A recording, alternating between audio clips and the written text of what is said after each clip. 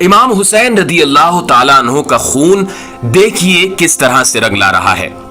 جب یزید مر گیا اور 3 سال 8 مہینے گزر گئے اور کچھ عرصہ گزرنے لگا تو وہی کوفہ کا مختار سقفی، جس کے یہاں حضرت امام مسلم رضی اللہ تعالیٰ عنہ اترے تھے، مختار سقفی عوام میں ایک آواز اٹھاتا ہے۔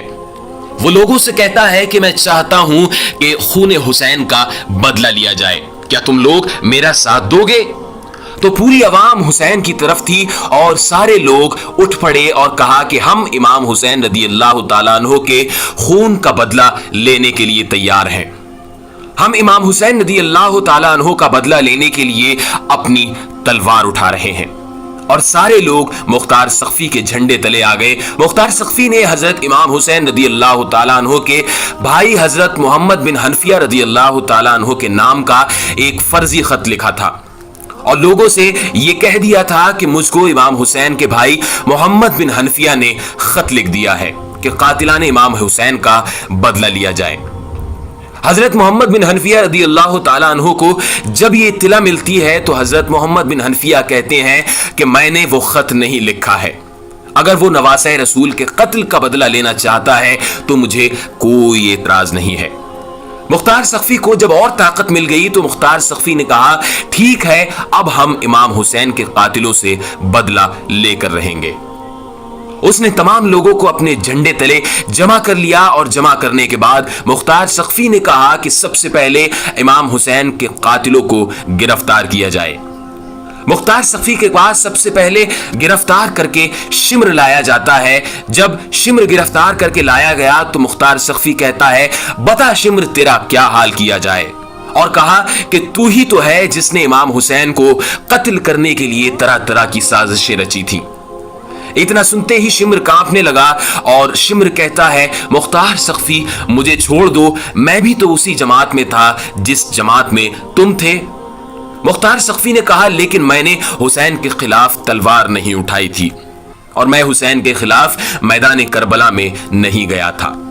ظالم تو نے حکومت کے لالچ میں امام حسین کے خلاف میدان کربلا میں تلوار چلا رہا تھا، اور سنا گیا ہے کہ امام حسین کے سر کو تن سے تو نے ہی جدا کیا ہے، اس لیے تیری گردن ضرور کاٹی جائے گی۔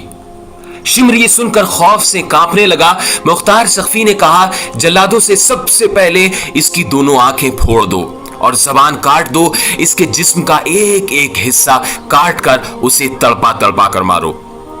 اس طرح سے شمر کو پہلی بار سزا دی گئی اور اعلان کر دیا گیا کہ قاتلان حسین میں سے ایک کا انجام لوگ اپنی آنکھوں سے دیکھ لیں۔ شمر کے بعد اب عمر بن سعد کو گرفتار کیا گیا۔ عمر بن سعد جب گرفتار کر کے لایا جاتا ہے تو اسے مختار سقفی پوچھتا ہے تم کہاں تھے، تم نے اس طرح کی حرکت کیوں کی؟ عمر بن سعد کہتا ہے اب میں نے حکومت میں حصہ لینا چھوڑ دیا ہے، اب میں گوشہ نشین ہو گیا ہوں، اب مجھے کسی چیز کی ضرورت نہیں ہے۔ عمر بن سعد کی یہ بات سنتے ہی مختار سقفی نے للکارا اور کہا ظالم تو نے جس دن کربلا کے میدان میں امام حسین کے اوپر تیر چلایا تھا تجھے اس دن سوچ لینا چاہیے تھا کہ میں بالکل سیاست میں نہیں جاؤں گا۔ تو نے نواسہ رسول کو کربلا کے میدان میں تڑپایا تھا اور وہ تو ہی تو ہے جس نے ایک ایک کو کربلا کے میدان میں پانی کے لیے ترسایا تھا، اب سوچ تیرے ساتھ کیا معاملہ کیا جائے گا۔ عمر بن سعد یہ سنتے ہی خوف سے کانپنے لگا اور اس کے لڑکے کو بلایا گیا۔ بلانے کے بعد مختار سقفی نے کہا اس کے سامنے اس کے بیٹے کو قتل کیا جائے۔ عمر بن سعد نے کہا میں دیکھ کر برداشت کیسے کروں گا؟ تو مختار سقفی نے کہا جب امام حسین کے بچے علی اصغر کو تیر لگا تھا تو حسین نے کیسے برداشت کیا ہوگا؟ جب حسین کے سامنے ان کا جوان بیٹا علی اکبر شہید کیا گیا تھا تو حسین نے کیسے برداشت کیا ہوگا؟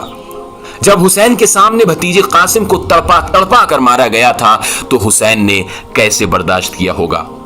مختار سقفی نے کہا مارو ان ظالموں کو، اور عمر بن سعد پر تیر چلانا شروع کر دیے گئے اور اس کے بعد اس کی انگلیاں کاٹ لی گئیں، آنکھیں نکال لی گئیں، اس کی زبان کاٹ کر اس کے جسم کا ایک ایک حصہ کاٹ دیا گیا اور اس کو آگ میں جلا کر خاک کر دیا گیا، اور اس طرح سے قاتلان حسین میں سے دوسرے قاتل کو سزا دی گئی۔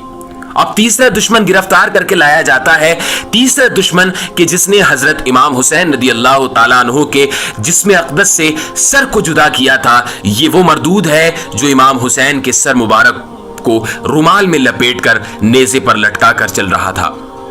اس کو پکڑنے کے بعد مختار سقفی کے سامنے پیش کیا گیا اور مختار سقفی نے حکم دیا کہ اسے اس طرح کی سزا دی جائے کہ دنیا یاد رکھے, اور اس کے ہاتھ پیر ایک ایک حصے میں الگ کر دیے گئے. اس کے ہاتھ پیر الگ کرنے کے بعد اس کی زبان کاٹی گئی, پھر اس کی گردن کاٹی گئی, اور اس طرح سے اس کو بھی سزا دی گئی. اب اس کے بعد ہرملہ پکڑا جاتا ہے. ہرملہ یہ وہی ہے جس نے حضرت علی اصغر کے حلق میں تیر چلایا تھا. مختار سقفی نے کہا کہ اس کو چاروں ہاتھ پیروں کو باندھ دیا جائے اور اس کے منہ کو اوپر اٹھاؤ اور اس کی گردن میں اتنے تیر مارو کہ تیروں سے اس کی گردن چھلنی ہو جائے, اور اس طرح سے ہرملہ کو تڑپا تڑپا کر سزا دی گئی. اور اس کے بعد ابن زیاد کو پکڑ کر لایا جاتا ہے. جب ابن زیاد کو پکڑنے کے لیے مختار سقفی کی فوج جاتی ہے تو وہ وہاں سے بچ کر بھاگ جاتا ہے, لیکن وہ زیادہ دیر تک نہیں چھپ سکا اور اسے مختار سقفی کے سامنے گرفتار کر کے پیش کیا گیا. مختار سقفی نے ابن زیاد سے کہا, اس دن کو یاد کرو جب تم نے اپنے جوانوں کو اور لوگوں کو امام حسین کے سامنے بھیجا تھا. تو ابن زیاد کہتا ہے, تم میرے ساتھ کیا کرو گے؟ مختار سقفی نے کہا, میں تمہیں قتل کروں گا اور اتنی بے دردی سے قتل کروں گا کہ دنیا یاد رکھے گی. اس کے جسم کے ایک ایک حصوں کو الگ کیا گیا اور مختار سقفی کے سامنے کوفہ کے گورنر ہاؤس میں ابن زیاد کا سر اسی جگہ پر رکھا گیا جہاں حضرت امام علی مقام کا سر مبارک رکھا گیا تھا. اتنے میں ایک سانپ ظاہر ہوتا ہے اور اس کے نتنے میں گھس جاتا ہے اور منہ سے نکلتا ہے. 3 مرتبہ یہی معاملہ ہوا, پھر وہ سانپ غائب ہو گیا. سانپ کے منہ میں گھسنے اور نکلنے کا مطلب یہ ہے کہ دکھایا جا رہا ہے کہ اس کے اوپر اتنا سخت عذاب ہوگا کہ اس کے اوپر سانپ مسلط کر دیے جائیں گے, اور اس طرح سے ابن زیاد کو سزا دی گئی. اور عبداللہ بن اسید, مالک بن نصیر, حمل بن مالک, ان تینوں کو مختار سقفی نے ہاتھ پیر کاٹ کر زندہ چھوڑ دیا تھا تاکہ یہ تینوں اسی طرح تڑپتے بلکتے مر جائیں. پھر اس کے بعد حکیم بن طفیل تائی کو پکڑ کر لایا گیا. وہ حکیم بن طفیل تائی جس نے حضرت عباس علمبردار کے کپڑے اتار لیے تھے, پھر اس کو زندہ ہی ننگا کر کے تیروں سے چھلنی کر دیا گیا. اس کے بعد عمر بن صبح کو لایا گیا. یہ وہ کمینہ ہے جس نے شہدائے کربلا میں سے کئی کو زخمی کیا تھا اور اس کو بھی نیزوں سے چھید چھید کر مار دیا گیا.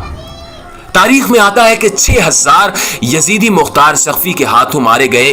کتنے اندھے اور کوڑی ہو گئے, کچھ کی آنکھوں میں جلتی ہوئی سلائی پھیری گئی, کچھ کو زندہ جلا دیا گیا, اور کچھ لوگوں کے منہ سور کی طرح ہو گئے, اور کچھ تو ایسے تھے کہ پانی پیتے مگر پیاس نہیں بجھتی اور یوں ہی تڑپ تڑپ کر مر جاتے, اور کوئی بھی زندہ نہ بچ سکا. اور اس طرح سے امام حسین رضی اللہ تعالیٰ عنہ کے قاتلوں کو سزا ملتی ہے.